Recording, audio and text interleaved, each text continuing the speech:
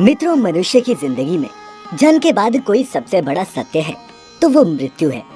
साधु हो या संत, राजा हो या फकीर, जिस किसी ने भी इस मृत्यु लोक में जन्म लिया है उसे एक ना एक दिन इसे छोड़कर जाना ही होगा। ऐसे में जो लोग ये सत्य समझते हैं वो मृत्यु के बाद मोक्ष पाने की अभिलाषा में अपने जीते जी तो पुण्य कर्म करते ही हैं, बल्कि मरने के बाद भी कुछ कर्म ऐसे हैं जो अगर मृतक के परिवार वालों द्वारा विधि पूर्वक किए जाएं तो मृतक की आत्मा को मुक्ति मिलती है। और मित्रों, इन्हीं कर्मों में से एक है अंतिम संस्कार के समय की जाने वाली कपाल क्रिया, जिसमें चिता में जल रहे शव के सिर पर 3 बार डंडा मारा जाता है। लेकिन क्या आप जानते हैं कि ऐसा क्यों किया जाता है और चिता में शव के सिर पर डंडा मारने का हमारे ग्रंथों में क्या महत्व बताया गया है? अगर नहीं जानते तो कोई बात नहीं, आज की हमारी इस वीडियो को पूरा देखने के बाद जरूर जान जाएंगे। गरुड़ पुराण के धर्मकांड में मृत्यु के बाद किए जाने वाले कर्मों से जुड़ी बहुत सी मान्यताओं का वर्णन किया गया है। इसी अध्याय में शव के कपाल पर प्रहार करने की प्रक्रिया से जुड़ी विभिन्न धार्मिक तथ्यों का भी व्याख्यान किया गया है। गरुड़ पुराण में मनुष्य के अंतिम संस्कार को लेकर एक निश्चित विधि विधान का वर्णन मिलता है, जिसका पालन हिंदू धर्म के किसी भी व्यक्ति के अंतिम संस्कार के समय होता ही है। गरुड़ पुराण के अनुसार मृत्यु के पश्चात अंतिम संस्कार के समय शव को मुखाग्नि दिए जाने के बाद बांस के डंडे पर एक लोटा बांधकर शव के सिर पर घी डाला जाता है।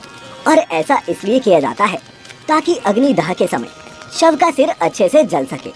इसके पीछे का एक कारण ये भी है कि मनुष्य के सिर की हड्डी बाकी अंगों की अपेक्षा ज्यादा मजबूत होती है, इसीलिए उसे अच्छे से अग्नि में नष्ट करने के उद्देश्य से ही शव की खोपड़ी पर ये घी डाला जाता है। अब प्रश्न ये उठता है कि शव के कपाल को पूर्ण रूप से नष्ट करना क्यों आवश्यक है? वास्तव में इसे करने के पीछे का कारण भी गरुड़ पुराण में वर्णित है, जिसके अनुसार यदि शव की खोपड़ी अग्निदाह के पश्चात अजली रह जाती है तब मृतक के अगले जन्म में उसका विकास पूर्ण रूप से नहीं हो पाता और वो अविकसित ही रह जाता है। इसके अलावा एक धारणा ये भी है कि अगर कपाल क्रिया नहीं की जाए तो मृतक के प्राण पूर्ण रूप से स्वतंत्र नहीं होते और उसके नए जन्म के मार्ग में बाधा उत्पन्न हो जाती है, जो कि उसके प्रियजन बिल्कुल भी नहीं चाहेंगे। इसीलिए शव के परिवार द्वारा अंतिम संस्कार की किसी भी प्रक्रिया में ढील नहीं दी जाती। विभिन्न धर्मों में मनुष्य के अंतिम संस्कार से जुड़ी अलग अलग मान्यताएं और विधि विधान हैं।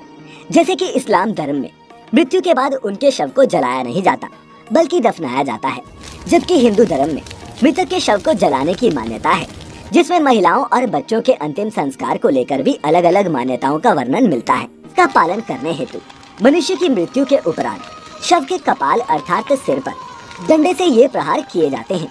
मित्रों, प्रचलित मान्यताओं के बीच एक विधि का वर्णन श्राद्ध चंद्रिका पुस्तक में भी वर्णित है, जिसके अनुसार सिर में ब्रह्मा का वास माना गया है, इसीलिए शरीर को पूर्ण रूप से मुक्ति प्रदान देने के लिए कपाल क्रिया की जाती है, जिसके लिए मस्तिष्क में स्थित ब्रह्मरंध्र पंच तत्व का पूर्ण रूप से विलीन होना आवश्यक है। इसीलिए कपाल क्रिया को अंतिम संस्कार की प्रक्रिया में महत्ता दी गई है। इसके अतिरिक्त आपने ये भी सुना होगा कि कुछ अघोरी और तांत्रिक कपाल का उपयोग अपनी तंत्र विद्या और सिद्धियां प्राप्त करने के लिए करते हैं। यदि ऐसा उनके प्रियजन के कपाल के साथ हो जाए तो मृत्यु के बाद मृतक के लिए मोक्ष प्राप्ति की प्रक्रिया असंभव हो जाएगी। इस कारण भी कपाल क्रिया करना आवश्यक हो जाता है। कपाल क्रिया को समझने के लिए हमें शरीर और इसमें मौजूद 7 चक्रों से जुड़े पहलुओं को जानना भी आवश्यक है, जिसमें मूलाधार, स्वाष्ठिथान, मणिपुर, अनाहत, विशुद्धि, आज्ञा चक्र और सहस्त्रार चक्र शामिल है। इनमें से सहस्त्रार चक्र को कपाल क्रिया से सीधा जुड़ा हुआ माना जा सकता है। सहस्त्रार अर्थात मस्तिष्क का मध्य भाग, इसे आप इस तरह भी समझ सकते हैं कि ये मस्तिष्क का वो हिस्सा होता है जहाँ चोटी रखी जाती है। यदि व्यक्ति यम नियम का पालन करते हुए यहाँ तक पहुँच गया है तो वह आनंदमय शरीर में स्थित हो गया है। ऐसे व्यक्ति को संसार, संन्यास और सिद्धियों से कोई मतलब नहीं रहता। इस चक्र को जागृत करने के लिए लगातार ध्यान की आवश्यकता होती है। मूलाधार से होते हुए सहस्त्रार तक पहुंचा जा सकता है।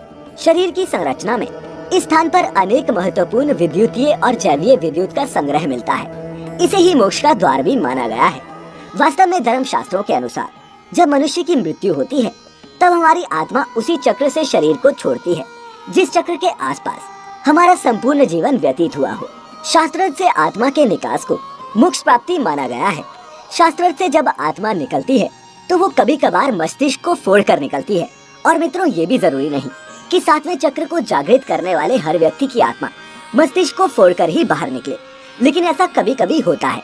अगर किसी व्यक्ति की मृत्यु के दौरान अपने आप मस्तिष्क फट जाए तो मतलब साफ है कि वह साधारण व्यक्ति तो बिल्कुल भी नहीं रहा होगा और वह निश्चित ही मोक्ष प्राप्त करने वाला है।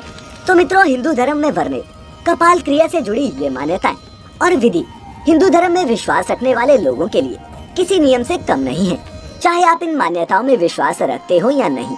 ये मान्यताएं अप्रत्यक्ष रूप से आपके जीवन से लेकर मरण तक आपसे जुड़ी हुई हैं और इसीलिए इनके बारे में जानना आपके लिए आवश्यक हो जाता है। खैर, अगर आप हिंदू धर्म से जुड़ी इसी तरह की और भी अनूठी जानकारियों से अवगत होते रहना चाहते हैं तो सब्सक्राइब करें हमारा YouTube चैनल